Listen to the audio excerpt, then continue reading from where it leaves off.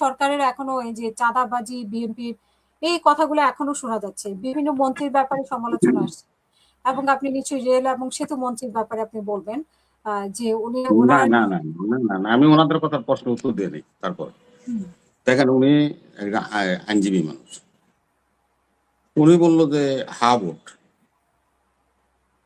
হা ভোটের প্রবক্তা তো হলো বিএনপি।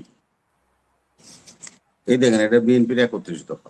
প্রথম দফাটাই হলো যে এইসব প্রস্তাব সহ সর্বশেষ সংশোধনীতে বাতিলকৃত গণভোট ব্যবস্থা পুনরায় সংবিধানে সম্পৃক্ত করা, জনগণের অধিকার পুনঃপ্রতিষ্ঠা করা হবে। এটা 1 নম্বর ধারা আমার। আর উনি কয়, আরে হা ভোট না ভোট তো আপনার জামাত ইসলাম চিনিই না, দেখছেনি কি চোখে? তার কোনো অভিজ্ঞতা আছে না হা ভোট সম্বন্ধে? আমরা আমরা এই 31 দফায় বলছি, এবং আমরা যে জুলাই সনদে যে দাবি রাখছি 65টা, তার মধ্যে গণভোট আছে। আপনাদের দাবিতে দেখান তো আপনি একটা গণভোটার, আপনারা তো এই দাবি প্লেস করছেন, দেখান তো আমার একটা লিখিত পাবো যে আপনারা গণভোট চাইছেন। সেহেতু বুধের পিন্ডু বুধুর করে দেওয়া, এইটাই হলো জামাতের স্বভাব। উনি বললো এসালাম নিয়া নাবিল গ্রুপের যে আমিনুল ইসলাম স্বপন, ও হইলো বাংলাদেশে এসালামের ম্যানেজার ছিল। এসালাম যখন পলায় গেছে, এই আমিনুল ইসলাম স্বপন, এসালামের সবাই তো পলায় নেই, যারা ইসলামী ব্যাংকের শেয়ার গুলি কিনছিল নামে বেনামে, এসালামের আত্মীয় স্বজন, তাদের কাছ থেকে সমস্ত শেয়ার কিনে নিয়ে এই স্বপন বেসরকারি ভাবে এই ইসলামী ব্যাংকের ডাইরেক্টর হয়েছে। বিএনপির কেউ এসালামের সাথে সম্পৃক্ত আছে, ডাইরেক্টর আছে, বা তার প্রতিষ্ঠানের পরিচালক আছে, মালিক আছে, শেয়ার হোল্ডার আছে, দেখা? কিন্তু জামাতের আছে। জামাতের কর্ম পরিষদের সদস্য আমিনুল ইসলাম স্বপন, রাজশাহী বাড়ি, আমি নেমলি বলে দিলাম, নাবিল গ্রুপ। আর ওনারা এসালাম রে নিয়ে আমাদের সাথে খেলে। এসালাম হলে আপনি কি খেলবেন? আমরা বলতেছেন যে সমস্ত শেয়ার ব্যাংকের, বলতেছেন আপনি যে তাদের মালিকদের কাছে ফিরিয়ে দিবে। মালিকদের কাছে আবার শেয়ার যায় নাকি? আমারও তো ইসলামী ব্যাংকের একটা প্রাইমারি শেয়ার আছে, লটারিতে পাইছি, আমার কাছ থেকে তো নিতে পারেন এই শেয়ার।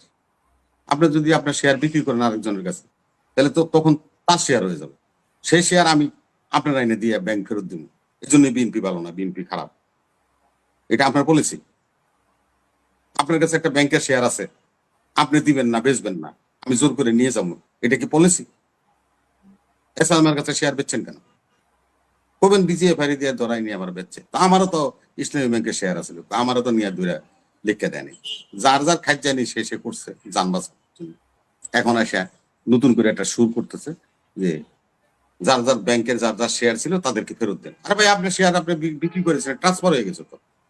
আপনি তো আইনজীবী মানুষ, কোম্পানি আইনের 118 দিয়া 117 ফর্মে 118 ফর্মে আপনার 7 হলো আপনি সারেন্ডার করছেন, 8 হলো আপনার এটা নাম পরিবর্তন হয়েছে। তা আপনি নিজে আইনজীবী জানেন, আপনি আবার এইভাবে কেমনে বলেন যে পূর্বের মালিকদের কাছে ব্যাংক ফিরিয়ে দিতে হবে?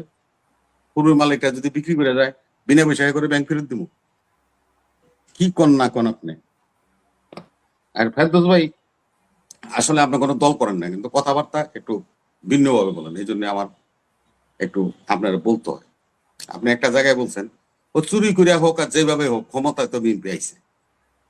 বিএনপি চুরি করে ক্ষমতা আইছে? এই বক্তব্যটা কি আপনার কাছ থেকে আসে? আপনি বলে একটা জেনারেল মানুষ।